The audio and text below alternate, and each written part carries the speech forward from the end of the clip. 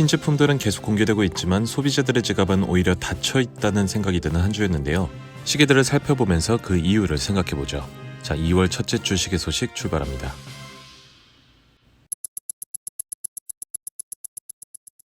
신제품부터 살펴봅니다.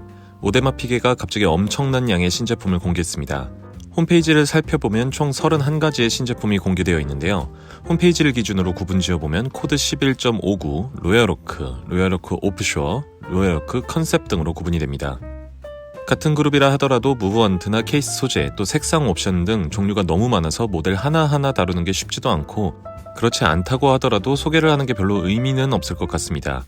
일단 이번에 출시된 모델들 대부분의 디자인이 평범한 일상에 소화하기에는 적절치 않기도 한데다가 비교적 범용적인 디자인의 코드 11.59 스틸은 22,700프랑입니다. 오데마피게의 간판이라 할 수 있는 로얄오크도 57,100프랑부터 시작해서 접근이 쉬운 가격이 아니죠. 물론 수요층이 있겠지만 어떤 사람들이 이런 시계를 사는지 또 얼마나 팔리는지 굉장히 궁금한 부분입니다. 제가 지난주에 그랜드 세이코 모델 구분을 하기 어려워한다는 말씀을 드렸었는데요. 확실히 구분하기 쉬운 모델이 공개되었습니다. 세이코 워치메이킹 110주년을 기념하는 모델인 SBGW295 한정판입니다. 1960년 최초의 그랜드 세이코를 재현한 이 시계는 그랜드 세이코 하면 떠오르는 상징적인 디자인의 우루시 기법이라 불리는 오칠 기법, 순금 가루를 뿌린 장식들이 특징이라 할 수 있겠습니다. 마감과 완성도에 있어서는 의심의 여지가 없겠죠. 케이스는 브릴리언트 하드 티타늄을 사용해서 가벼움과 견고함을 모두 챙겼다고 하고, 스트랩은 사무라이의 갑옷을 만드는 데 사용된 직조 기술을 사용했다고 합니다. 38mm 케이스 사이즈, 3일의 파워 리저브를 자랑하는 9S64 무브먼트 등이 특징이기도 한 이 시계는 2,130만원으로 책정이 되었습니다. 저는 개인적으로는 세이코의 110주년 한정판이 더 마음에 들긴 합니다. 세이코에서도 신제품들이 많이 보이는 중인데 그랜드 세이코 110주년을 의식한 건 아니겠지만 검은색 모델들이 많이 보이는 중입니다. 블랙 시리즈라고 해서 보시는 것 같이 터틀, 유기마스, 알피니스트, 세이토나 같은 모델들도 공개되었고, 스피드 타이머라 불리는 기계식 크로노그래프 모델도 검은색, 또 샤프 엣지드 시리즈도 검은색, 세이코5에서 공개된 슈퍼컵 한정판도 검은색입니다. 주구장창 검은색 모델만 공개하는 건 아니지만 최근 세이코가 밀고 있는 색상이 검은색인 것 같다는 추론은 가능하겠네요. 새로 공개된 모델들이 꽤 다양하지만 아직은 국내에 공개되지 않은 시계들도 있으니까 구매 원하시는 분들은 글로벌 홈페이지를 참고하시면 되겠습니다. 베렌로스는 조금 독특한 제품을 공개했습니다. BR01 사이버스컬 브론즈라는 모델인데요. 디자인과 소재의 독특함이 있습니다. 먼저 스켈레톤 디자인에 걸맞게 다이얼에는 해골이 표현되어 있는데요. 재미있는 건 와인딩을 하면 턱이 움직인다고 합니다. 소재는 브론즈가 사용되었는데 보통 이런 시계에는 골드 소재들을 사용하는데 브론즈를 사용한 건 파티나와 해골이 잘 어울리기 때문이지는 않을까 추측해봅니다. 왜인지는 모르겠는데 베렌로스가 이 스컬 시리즈를 꾸준히 출시하고 있는데요. 이걸 누가 사려나 싶지만 꾸준히 나오는 건 분명히 수요가 있다는 의미겠죠. 지금도 홈페이지를 보면 꽤 다양한 모델들이 올라와 있습니다. 어찌됐든 이번 모델은 46mm 케이스 사이즈의 50m 방수 성능, BR210 무브먼트를 사용하면서 1110 스위스 프랑으로 2월 말에 500개 한정으로 공개될 예정입니다. IWC도 콜라보 한정판을 공개했습니다. 빅파일럿 43 미스터 포터 에디션 1이라 불리는 이 모델은 패션 브랜드 미스터 포터와의 콜라보 제품입니다. 기존 빅파일럿 43과는 큰 차이가 있지는 않지만 브론즈 케이스를 사용했다는 점이 가장 큰 차이점이고요. 다른 브론즈 케이스 모델들과 비교해보면 건판을 사용했다는 차이를 보입니다. 전면부에는 별다른 특징 없고 대신 케이스백에 미스터 포터의 로고가 보입니다. 사실상 케이스 소재와 케이스백 로고 정도의 차이가 있는 거고 가격은 약 200만원 정도 차이가 납니다. 케이스 소재가 변경되어서 체감되는 이미지 차가 크지만 이게 200만원의 가격차가 설득될 수 있을지는 모르겠네요. 태그 호이어도 꾸준히 신제품을 공개하는 중입니다. 이번에는 스페셜 에디션 까레라 포르쉐 오렌지 레이싱이라는 모델을 공개했습니다. 두 브랜드가 파트너십을 맺고 독특한 시계를 공개한 지도 꽤 되었죠. 이번 모델에서 사용된 오렌지 컬러는 아스팔트 위에서 자동차가 보여주는 뜨거운 열 스파크에서 영감을 받았다고 합니다. 태그 호이어와 포르쉐, 게다가 레이싱을 좋아하시는 분들께 또 이만한 시계가 있을까 싶기도 합니다. 시계 군데군데에 레이싱과 포르쉐의 특징이 녹아있기도 한데요. 베젤에 있는 포르쉐 로고, 스티어링 휠을 떠오르게 하는 로터, 또 속도계가 떠오르는 크로노그래프 다이얼 등이 있습니다. 43mm 케이스 사이즈의 100m 방수 성능 호이어 02 무브먼트를 사용하는 이 시계는 975만원으로 공개되었습니다. SNS를 통해서 프레드릭 콘스탄트 소식을 하나 봤습니다. 클래식 쿼츠 문페이지 코리아 스페셜 이야기인데요.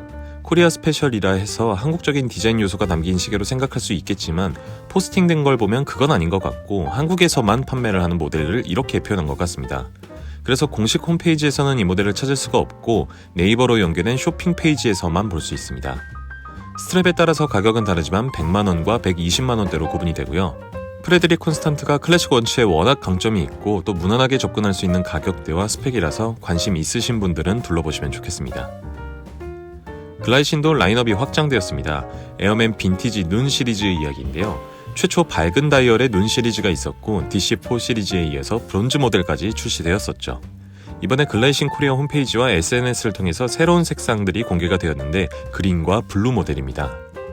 유색 컬러 출시 소식이 있었을 때만 해도 빈티지 계열의 유색이 잘 어울릴까 했었는데 이미지 컷을 보면 그라데이션이 적용된 약간 탁한 색을 선택해서 생각보다 굉장히 잘 어울린다는 생각이 듭니다. 날짜창이 좀 튄다는 아쉬움은 있지만 에어맨은 워낙 기본이 잘 되어 있어서 어지간한 바리에이션들은 무난히 소화를 하는 것 같습니다. 40mm 케이스 사이즈의 50m 방수 성능, GL293 무브원트를 사용하고 한국 홈페이지 기준 약 255만원으로 책정되었습니다. 젤로스도 신제품을 예고하고 있습니다. 오로라 시리즈의 새로운 모델이 추가되는 건데요. 오로라 문페이즈 시리즈입니다. 총 3가지로 구분되는 이번 모델은 젤로스 특유의 우주가 느껴지는 다이얼 소재와 문페이지가 가장 특징적인 시계인데요. 티타늄 소재의 케이스와 브레이슬릿, 또 문페이지에도 적용된 근사한 야광도 특징입니다.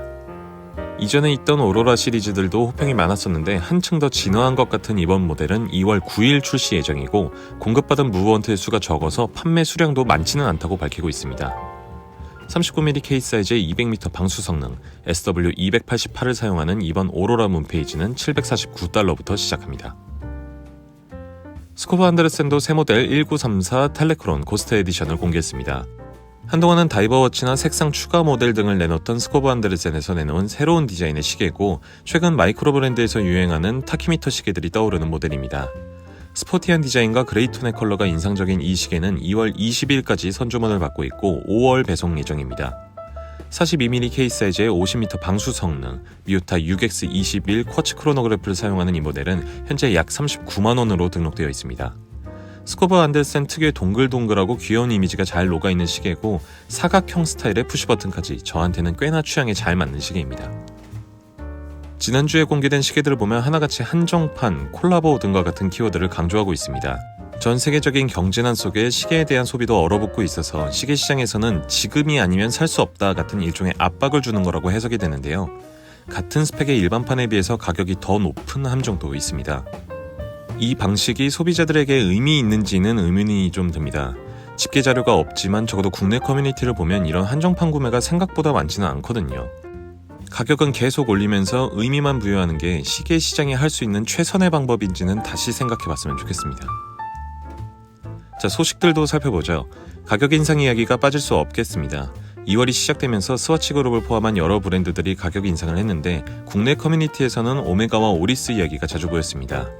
오메가는 문워치 이야기가 가장 많았고 문워치 1000만원 시대가 열리게 되었죠.